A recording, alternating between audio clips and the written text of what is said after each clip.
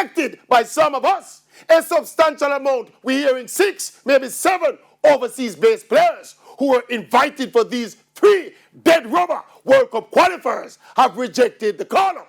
And we see the absentees, Mikel Antonio, Ethan Pinnock, Jamal Lowe, Kemar Roof, etc., etc. According to Coach Paul Hall, they gave a number of reasons why they did not make the trip. And anybody who is surprised by this is either naive or living in a cave. This scenario right here epitomizes the challenge facing the JFF going forward in trying to foster the development of a cohesive national football team. It's been the pattern year after year after year.